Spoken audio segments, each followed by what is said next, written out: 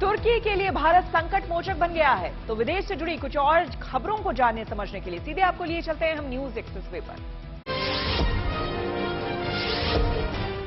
भारत ने तुर्की और सीरिया में आए जोरदार भूकंप के बाद मदद के लिए अपने हाथ बढ़ाए। प्रधानमंत्री मोदी के निर्देश के बाद राहत सामग्री लेकर कुछ विमान यूपी के हिंडन एयरबेस से तुर्की भेजे गए। इसमें दवाइयों और ड्रिल मशीन के अलावा एनडीआरएफ की टीमें भी शामिल हैं। 100 से ज्यादा एनडीआरएफ जवान तुर्की में प्रभावितों की मदद करेंगे। वहीं रक्षा मंत्रालय ने सीरिया के लिए भी राहत सामग्री भेजने की बात कही। इससे पहले बीजेपी पार्लियामेंट्री बोर्ड की बैठक में भी प्रधानमंत्री मोदी ने इस त्रासदी पर दुख जताया और 2001 में भुज में आए भूकंप का जिक्र किया। प्रधानमंत्री ने कहा कि हमने देखा था कि कैसे रेस्क्यू करने में दिक्कतें आती हैं।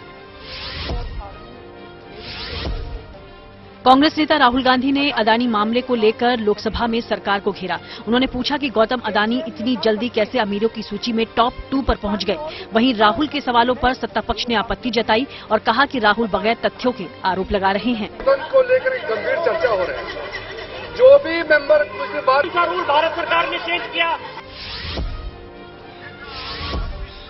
त्रिपुरा में विधानसभा चुनाव के लिए चुनाव प्रचार तेज हो गया। अब वहां पश्चिम बंगाल की मुख्यमंत्री और टीएमसी प्रमुख ममता बनर्जी ने भी अपनी ताकत झोंक दी है। उन्होंने वहां अगरतला की सड़कों पर पदयात्रा की। इस दौरान बड़ी संख्या में टीएमसी नेता और कार्यकर्ता भी उनके साथ राजधानी की सड़कों पर चलते दिखे।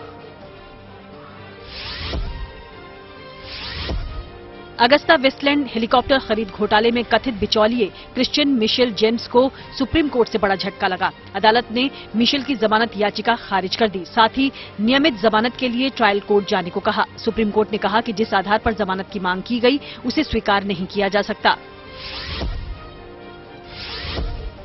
उत्तराखंड में केदारनाथ धाम के कपाट खोलने की तारीख 18 फरवरी यानी महाशिवरात्रि के दिन तय होगी। ऊखीमठ में ओंकारेश्वर मंदिर में ये तिथि घोषित होगी। इसी मंदिर में इन दिनों बाबा केदारनाथ विराजमान हैं। असल में सर्दियों के दिनों में केदारनाथ धाम में भारी बर्फबारी होती है। ऐसे में भगवान की डोली को 6 महीनों के लिए ऊखीमठ लाया जाता है। महाशिवरात्रि पर कपाट खोलने की तारीख का ऐलान होगा, जिसके बाद बाबा केदार फिर अपने धाम चले जाएंगे। प्रशासन ने यात्रा से जुड़ी तैयारियां शुरू कर दी हैं, क्योंकि पिछले साल रिकॉर्ड संख्या में श्रद्धालु बाबा के दरबार में हाजिरी लगाने पहुंचे थे।